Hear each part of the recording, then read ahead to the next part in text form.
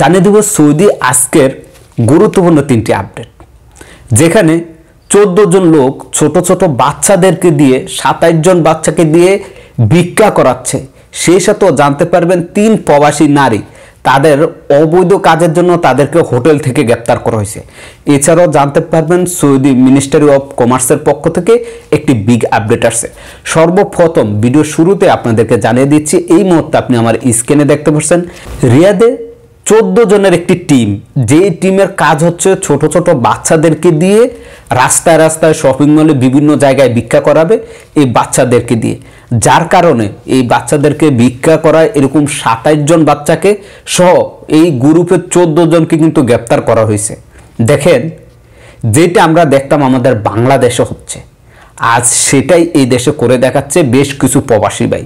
তবে এইখানে তাদের নামগুলো উল্লেখ করে নাই, কোন দেশের লোকগুলো এই কাজগুলো করছে সেই নাম এখানে উল্লেখ করে নাই। রিয়াদের একটি হোটেল থেকে, যেটা আমার স্ক্রিনে এই মুহূর্তে দেখতে পাচ্ছেন, একটি হোটেল থেকে 3 প্রবাসী নারীকে গ্রেপ্তার করা হয়েছে। এই 3 প্রবাসী নারী তারা টিকটক, ফেসবুকে তারা খোলামেলা ভিডিও দিত এবং পুরুষদেরকে আকর্ষণ করার জন্য তারা বেশ কিছু ডিসকাউন্ট দিয়ে তারা ভিডিও অ্যাডস পরিচালনা করে, যার পরিপ্রেক্ষিতে দেশের যারা আইনশৃঙ্খলা বাহিনী আছে তাদের নজর আসছে এবং বেশ কিছু পুরুষ তাদের নামও কমপ্লেন করছে যে তারা এখানে অবৈধ কাজ করে। এরকম 3 প্রবাসী নারীকে গ্রেপ্তার করা হয়েছে।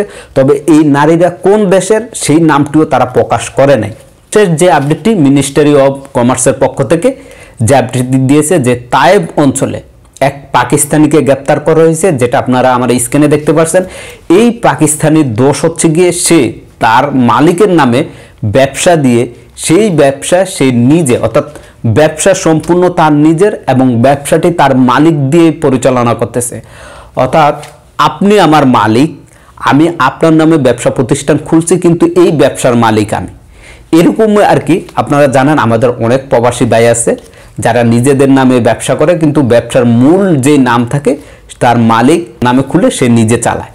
এই প্রবাসীকে গ্রেপ্তার করা হয়েছে, এর জন্য 6 মাসের জেল প্রদান করা হয়েছে। সেই সাথে প্রবাসীর যেই ব্যবসা প্রতিষ্ঠান আছে সবকিছু তার ওই যে মালিকের আন্ডারে ছিল সেই মালিককে হস্তান্তর করে দিয়েছে। একদিকে দেখেন শুধুমাত্র একটি ভুলের কারণে নিজের ব্যবসা কত হাজার হাজার রিয়ালের মাল সাবানা সহকারে সব মালিককে দেওয়া হয়েছে এবং তাকে গ্রেপ্তার করে 6 মাসের জেল দেওয়া হয়েছে। তার 6 মাস শেষ হলে জেল, তারপরে তাকে পাকিস্তানে ডিপোর্ট করা হবে। সে আর কখনো কোনো বিষয় সৌদিতে প্রবেশ করতে পারবে না। তো এই ছিল আজকের ভিডিওটি বেশি বেশি করে শেয়ার করবেন।